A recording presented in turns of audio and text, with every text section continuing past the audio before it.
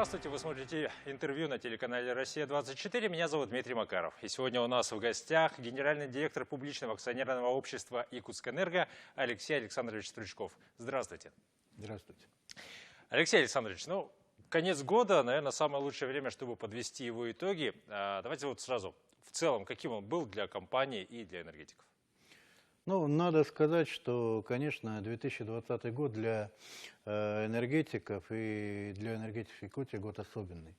Прежде всего, это то, что 22 декабря мы отметили столетие со дня принятия плана ГУЛРО, Государственного плана электрификации Советской России, который дал основу для формирования нового промышленного потенциала Советской России.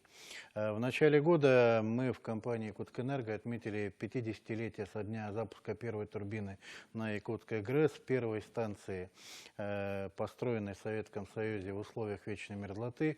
Очень сложный технический объект, станция, которая многие годы была одной из крупнейших в Советском Союзе. В апреле мы отметили 55-летний юбилей со дня образования одного из наших филиалов якутского энергосбыта. И в начале сентября мы отметили 55-летний юбилей тоже одного из наших крупнейших сетевых филиалов центральных электрических сетей, подразделения, которое обслуживает 11 муниципальных районов нашей республики. Что касается в целом года, то, конечно, как и для всех других отраслей экономики, год, который прошел под флагом пандемии, он не мог не сказаться и на предприятиях энергетики, в частности Якутскэнерго. Остановка многих промышленных компаний, остановка многих предприятий малого и среднего бизнеса, крупных торговых центров, конечно же, очень сильно изменила порядок нашей работы. В сравнении с аналогичным периодом прошлого года мы наблюдаем существенное снижение объемов энергопотребления и, соответственно, выработки электрической энергии, снижение объемов потребления тепловой энергии, но здесь, к слову говоря, надо сказать, и сыграл свою роль и температурный фактор, и, конечно, все эти показатели сказываются, в общем, на деятельности компании «Якутскэнерго». Тем не менее, все наши предприятия, все наши филиалы, все наши дочерние общества за весь период пандемии отработали как положено. Мы выполнили полный объем нашей ремонтной программы, мы фактически выполнили нашу инвестиционную программу и обеспечили надежное энерго- и теплоснабжение наших потребителей.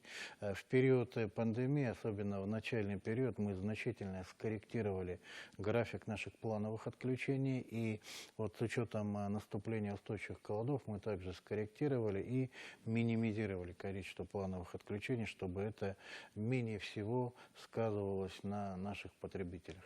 Главная наша задача – это надежное энергоснабжение наших потребителей, и я с уверенностью могу сказать, что все сотрудники, и все филиалы, и все дочерние общества Якутскэнерго справились в этом году с этой задачей. Раз затронули тему пандемии, то вот как была организована в целом работа, да, вот именно по снабжению средствами индивидуальной защиты, например, тех же отдаленных арктических ваших филиалов? Надо сказать, что в соответствии с указом главы государства Якутскэнерго, как предприятие с непрерывным циклом производства, ни на одни сутки не останавливало свою производственную деятельность. Наша миссия, наша задача, как я уже отметил, надежное снабжение и производство тепловой электрической энергии, эту задачу мы выполняли, несмотря ни на какие условия пандемии. Тем не менее, начиная с апреля месяца и практически в течение 4,5 месяцев мы порядка 85% административно-управленческого персонала перевели на дистанционный принцип работы. Мы разделили наши потоки оперативного персонала, чтобы они не соприкасались. Мы ввели дополнительное количество автотранспортной техники для перевозки нашего персонала, чтобы минимизировать риски. Мы с самого начала пандемии проводили дважды в день термометрию всего нашего персонала. Мы приобрели средства индивидуальной защиты, оснастили наши объекты и генерации, и сетевые участки рециркуляторами и проводили соответствующую дезинфекцию наших помещений. И точно так же в еженедельном режиме мы проводили дезинфекцию всех наших помещений. И почти 4 месяца наше подразделение «Энергосбыт» также работало в удаленном доступе. И, к слову говоря, если до начала пандемии объем онлайн-платежей у нас составлял там порядка 10%, то вот условия пандемии позволили нам нарастить услугу в виде онлайн практически в 3 раза, более чем в 2,5 раза. И я думаю, что это тоже вот один из таких положительных моментов. И думаю, что наши потребители привыкнут к онлайн-сервисам. И в 2021 году, и в последующие годы мы будем наращивать и совершенствовать эту систему, чтобы это было более доступно для наших потребителей.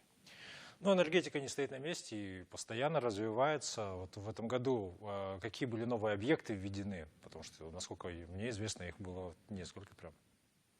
Ну, прежде всего, вот объем нашей ремонтной программы составил порядка 2 миллиардов 800 миллионов рублей. Объем инвестиционной программы Якутскэнерго составил порядка 3 миллиардов 100 миллионов рублей.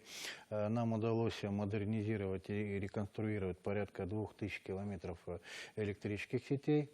Из таких крупных объектов, но в основном это объекты дизельной генерации, хотел бы отметить, что в целом по нашему дочернему обществу «Сахаэнерго» было построено 5 новых дизельных электростанций, 4 из них в северных районах. Вот буквально в середине ноября мы вместе с главой Республики Саха-Якутия Арсением Сергеевичем Николаевым запускали станцию в Оленьке, станция мощностью 4,7 мегаватт, которая покрывает все потребности села Оленек и близлежащего села Харьялах.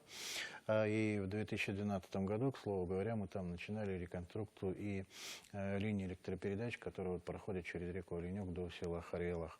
И вот 22 декабря, в День энергетика нашей республики, мы запустили ветродизельный комплекс в поселке Тикси. Это такой комбинированная станция, которая с одной стороны работает на дизель-генераторах, и вторая это ветроустановки, которые были приобретены и смонтированы еще в 2019 году. И вот практически 2 сезона отработали, и мы уже видим результаты, и результаты в виде экономии дизельного топлива. В целом, вот работа нового ветродизельного комплекса, мощность дизельной станции порядка 3 мегаватт, позволит в год нам сэкономить порядка 75 тонн дизельного топлива. И это такой совместный, даже можно сказать, международный проект, который был реализован на основе соглашения, которое было заключено на полях Восточного экономического форума. Его подписывала ПАО «Росгидро», правительство Республики Саха-Якутия, корпорация «Неда» и компания «Камай Халтек» из Японии. И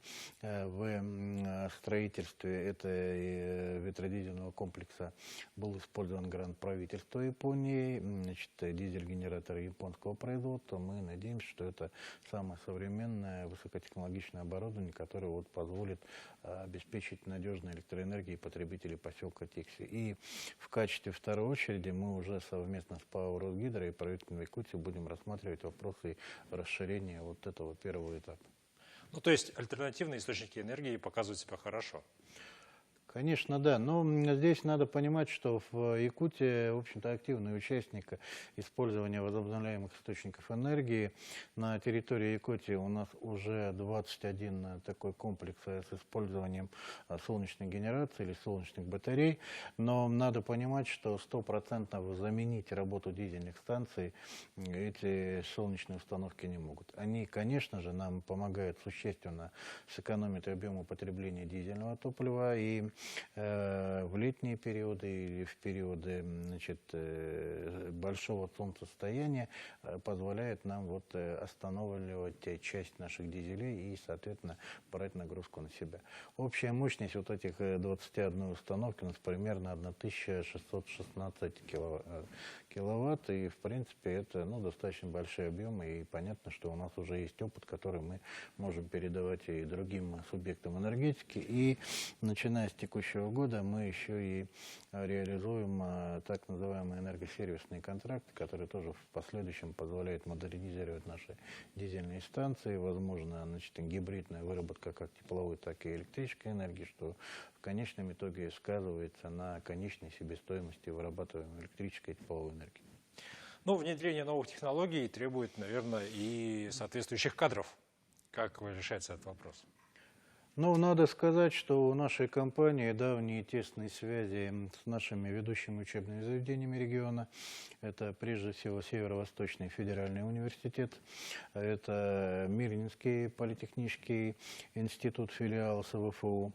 Это наши учебные заведения начального и среднего профессионального образования, Светлинский техникум, Мирнинский техникум и техникум связи и энергетики здесь, в городе Якутске. И мы, кроме этого, также есть у нас так называемые энергоклассы в ряде общеобразовательных учреждений города Якутска, где наши специалисты проводят там и уроки по технике безопасности, азы и основы электроэнергетики. И в последующем уже таких, ну, образно говоря, выдающихся выпускников этих общеобразовательных учреждений по целевому набору мы направляем учиться и в учебные заведения, которые я озвучил, СВФУ или Мирнинский политех, либо, значит, какие-то ведущие учебные заведения в области энергетики Центральной России и Сибири. Ну что ж, в конце нашей передачи осталось время для поздравления с наступающим Новым годом. Прошу вас. Спасибо большое, Дмитрий.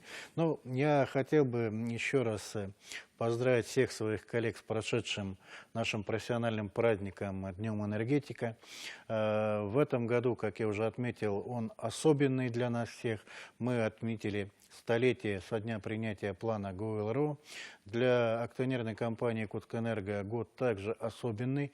3 наших подразделения отметили 1 полувековой и 2 подразделения 55-летний юбилей. И, конечно, эти годы – это вехи истории нашей компании.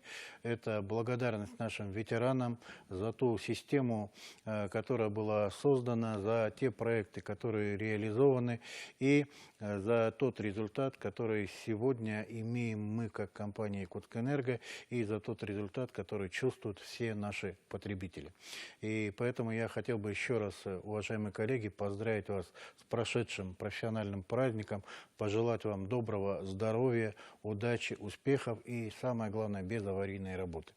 Уважаемые зрители, уважаемые жители Республики Саха-Якутия, пользуясь предоставленной возможностью в преддверии наступления нового 2021 года, я хотел бы искренне от имени всех работников компании «Якутскэнерго», от себя лично, искренне поздравить вас с наступающим Новым годом и наступающим Рождеством Христовым. Ну что ж, спасибо. Я напоминаю, что у нас в гостях был генеральный директор ПАО «Якутскэнерго» Алексей Стручков. Всего доброго.